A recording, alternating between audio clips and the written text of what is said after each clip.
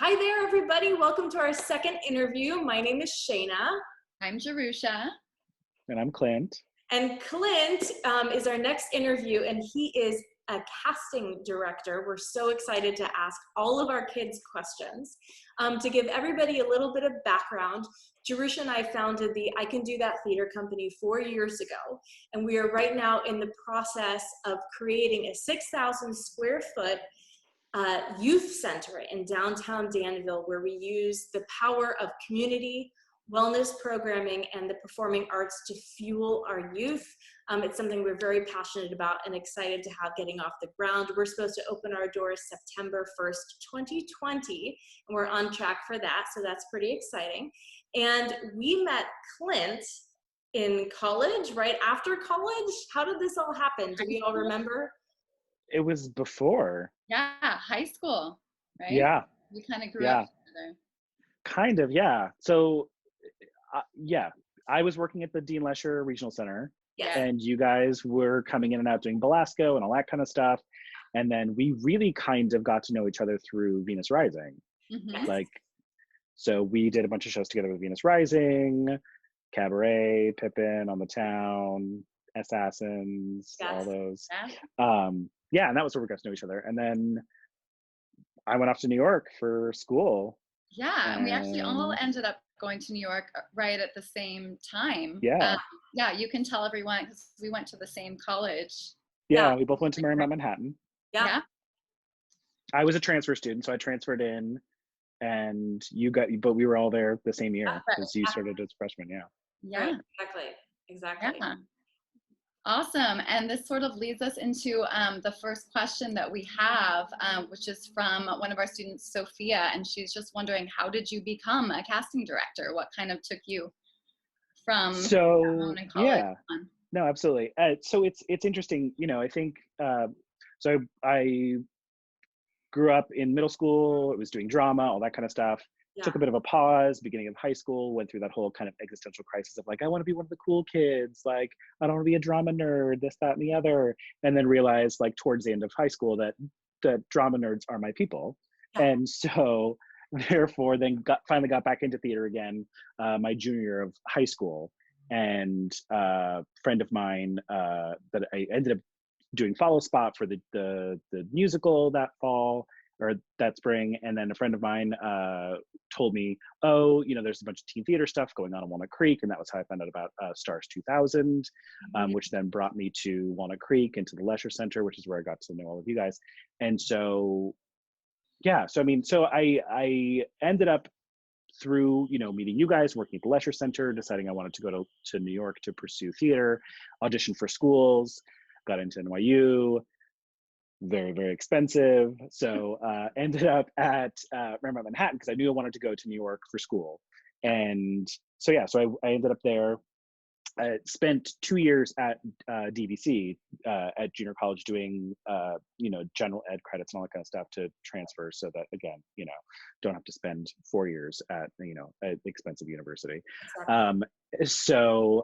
Transferred to Marymount, got out there, and then whilst in, theater school, I was getting my BFA, realized that ultimately performing wasn't really my passion. I loved being involved in the process. I loved being in the room and working with actors, but ultimately it wasn't my passion to perform. And so once I realized that, I transitioned from a BFA to a BA program, so I started taking more acting classes, and then started interning in various facets of the industry to sort of figure out where I fit. And so I interned at a talent agency, I interned at a management production company, and then my last year in school interned for a feature film casting director. And that was sort of where I had my like aha moment, or the light bulb went on, and I was like, oh, got it. So all of the stuff that I've been naturally doing in all of my scene study classes with my classmates, sort of like appraising their work and all of that, there's a job for that. The fact that I can never remember a character name, but can remember every actor's name and the last 5 things that they did, that's actually a marketable skill for what I do, And so once I realized that, I just went full steam ahead. And so interned at that office for my last 7-8 months of school, and then right after graduation got hired by another office, a television casting director.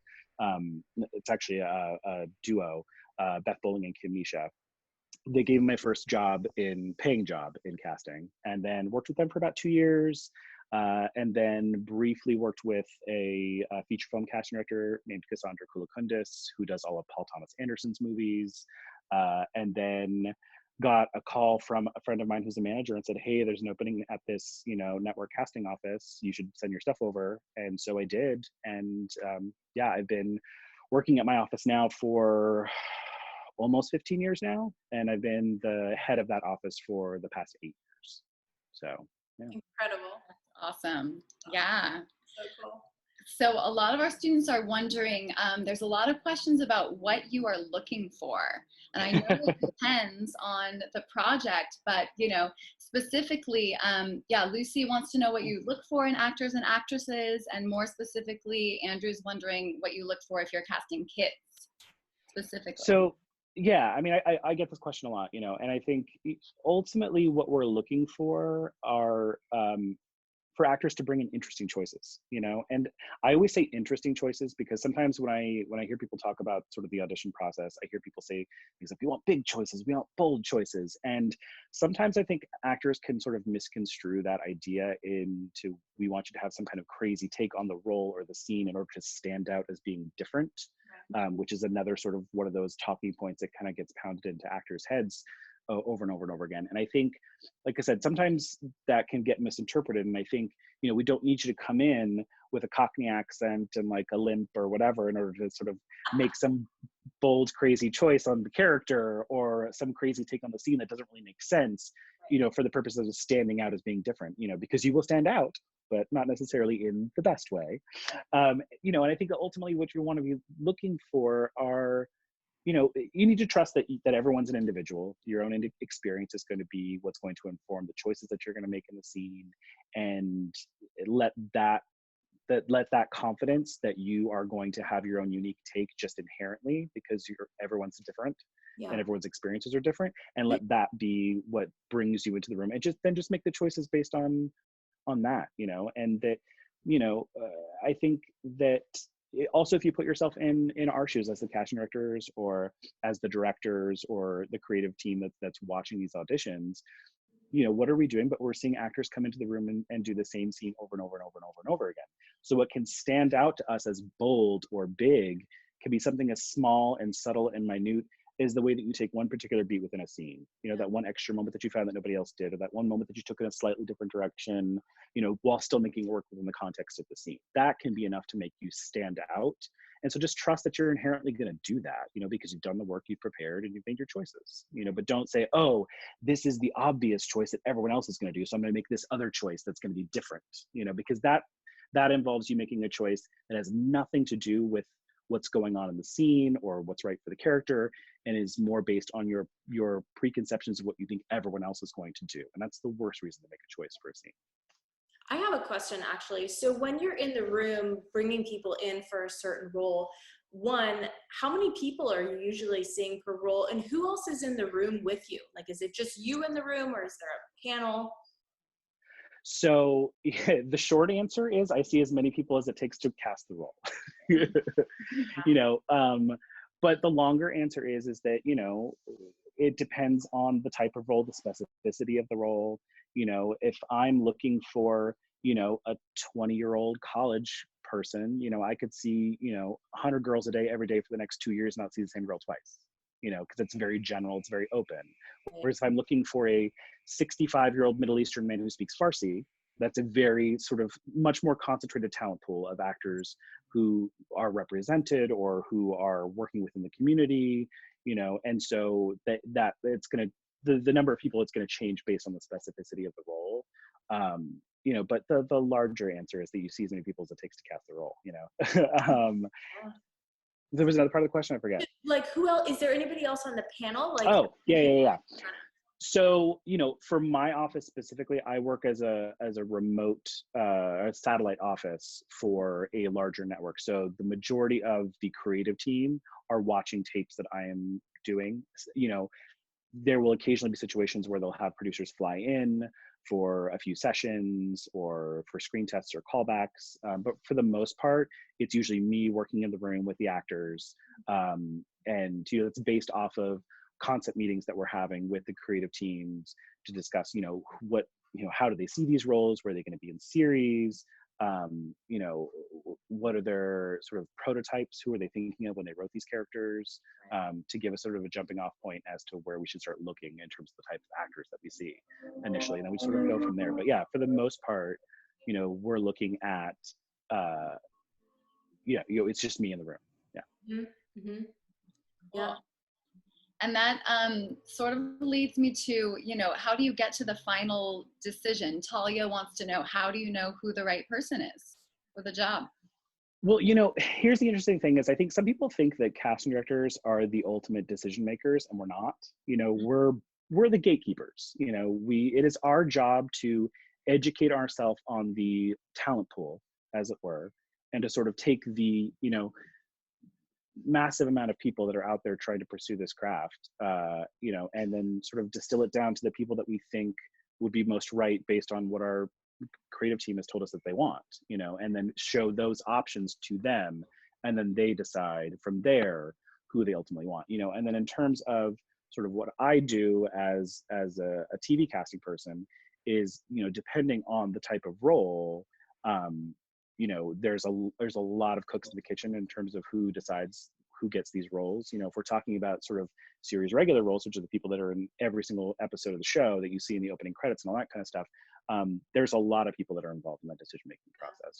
It's the creative team and the producers, will sort of decide maybe 3 to 5 choices that they really, really respond to. And they'll start what's called a test option deal, where we'd sign contracts and do the whole thing. And we negotiate all that kind of stuff. And you basically sign your life away for 7 years. And that's, you haven't even gotten the role yet. You're just saying, if you get the role, you've signed away your life for 7 years. And so then they'll show those 3 to 5 choices to a studio that's attached to the project. They will then narrow those choices down further and then send those on to the network. Mm-hmm. And the head of the network makes the ultimate decision as to who gets the series regular role. With like a guest star or something like that, it's a much easier process. It's, the director and the producers will make a choice. They'll send that single choice on to the studio for approval and then the network for approval, and they'll just hire that person. Mm-hmm. But yeah, there's a lot of people involved in the decision-making process as to who gets these roles. Yeah. So yeah, I'm just the gatekeeper. I'm like, I feel passionate about these people. What do you think? And then they say yay or nay. They say, oh, we want something more like this. And then I go back out and I continue looking and I bring them more choices. But I'm the person who's bringing them options. You're like the matchmaker. Kind of, yeah, absolutely. Yeah.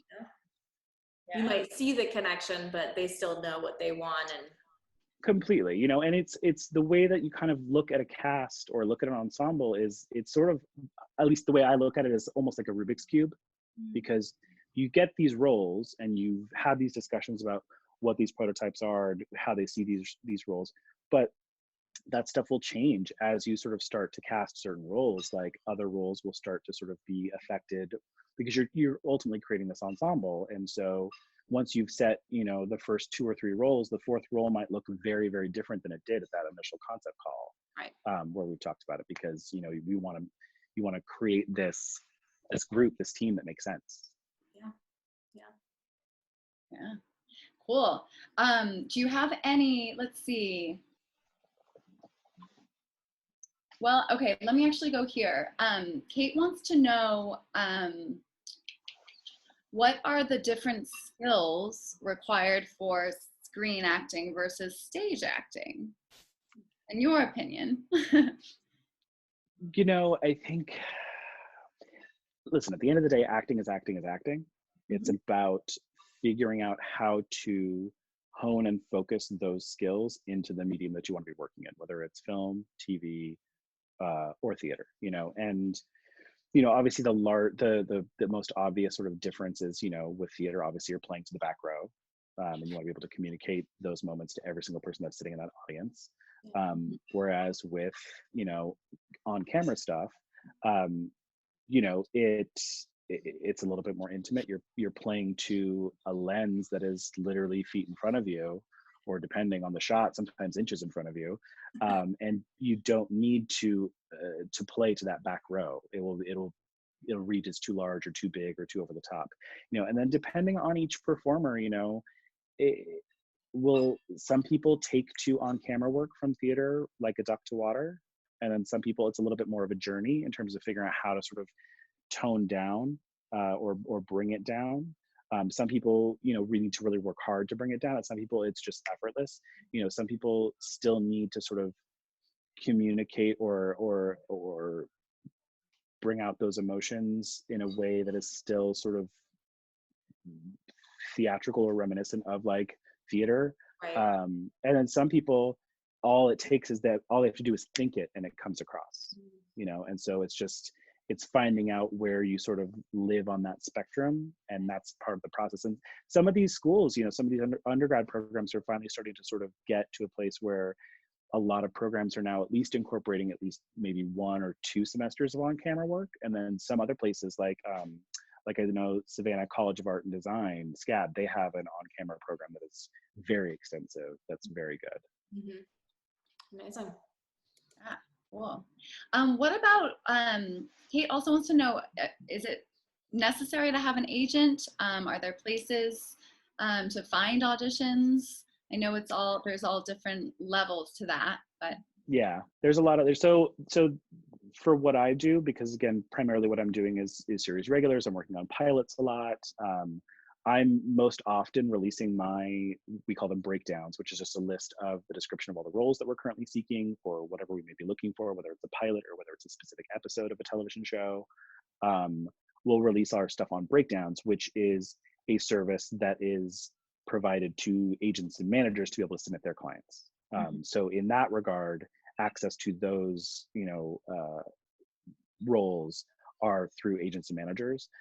That website, Breakdown Services is what it's called. They also have another website that they also use called Actors Access, which is where actors can actually put up their own profiles. People who are unrepresented can put their stuff up there, and they will also have access to the same types of breakdowns, but they're oftentimes released by, grad school student filmmakers or people doing independent films and all that kind of stuff. So it'll be a little bit more kind of independent, as opposed to something that has like a studio or a network backed behind it.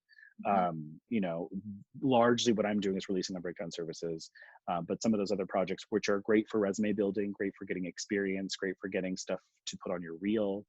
You can find a lot of great stuff through Actors Access.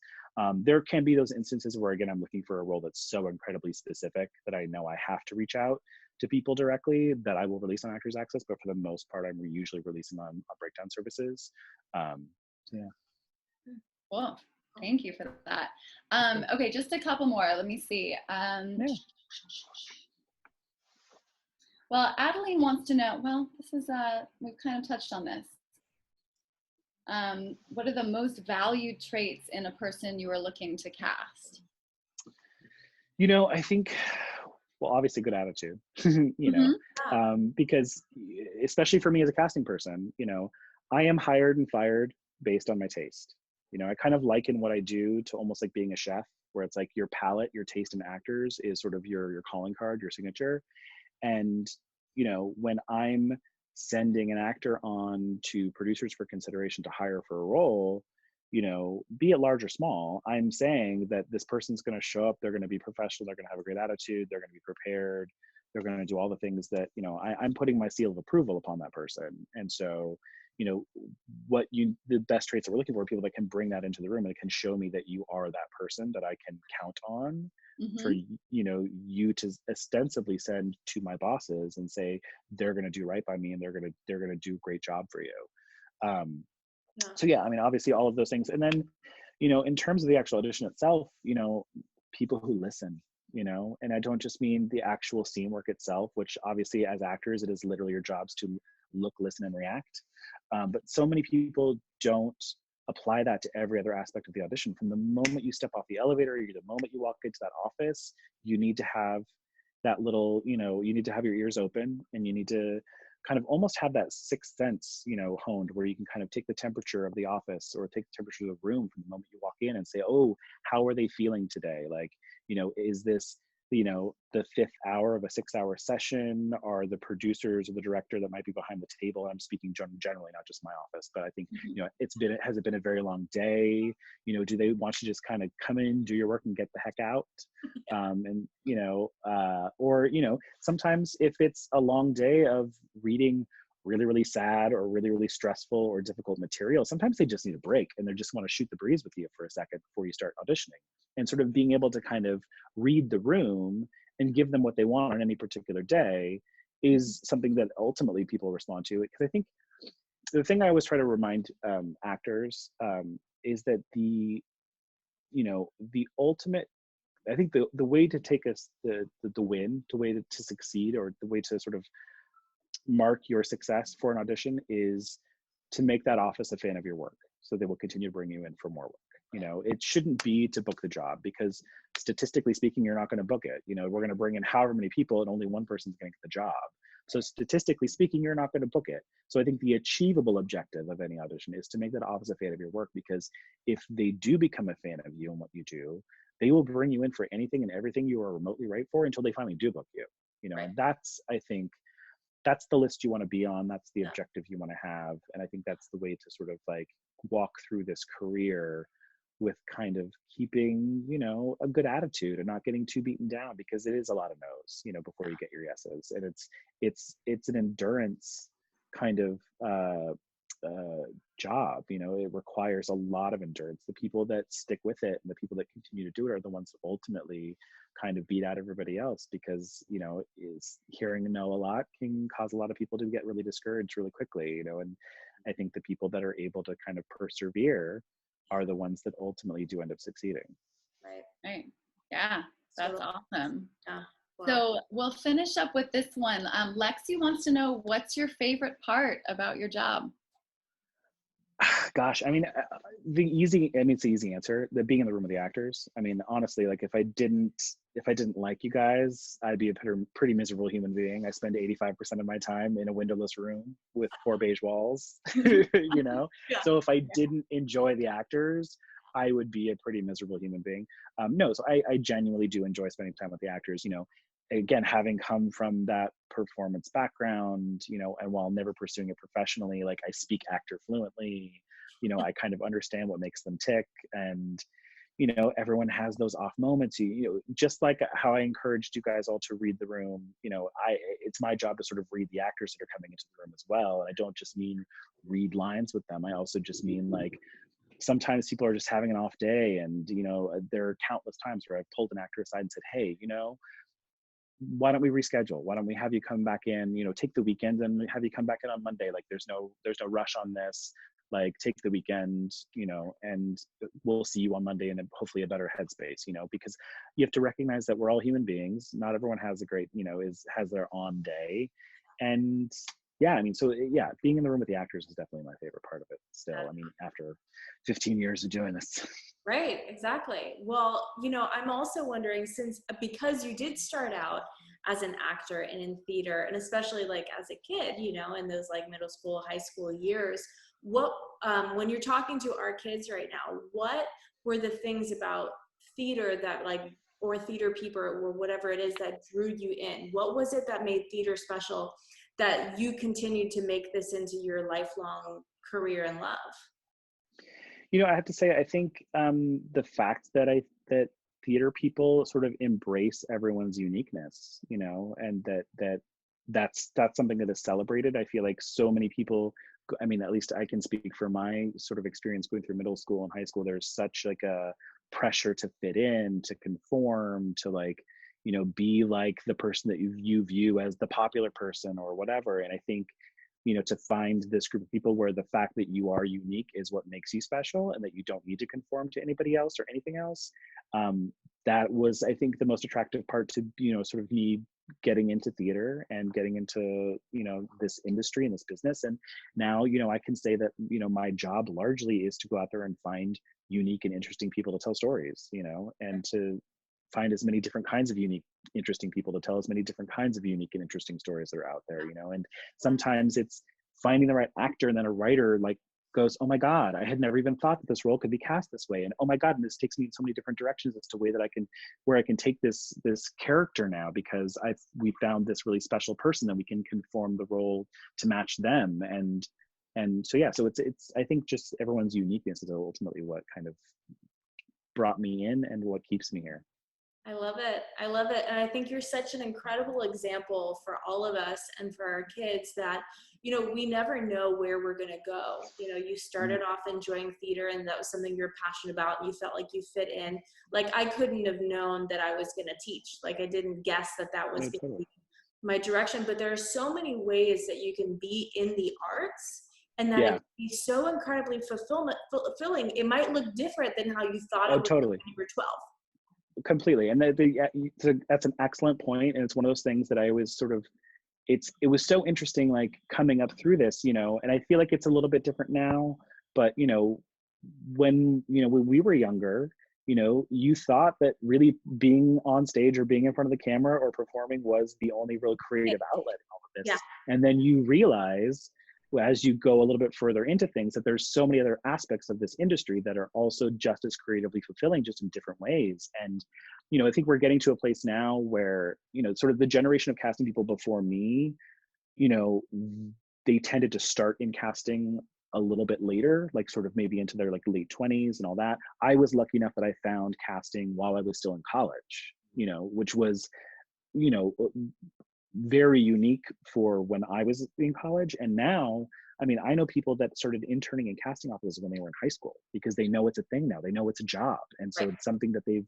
realized that is their passion so much earlier than even I did. And I thought I found it early when I found it in college, you know. So it's really exciting that, you know, people are starting to realize that all of these different aspects of the industry and of the arts are just as creatively fulfilling, whether it be costume design or set design or, you know, lighting design, you know, or casting.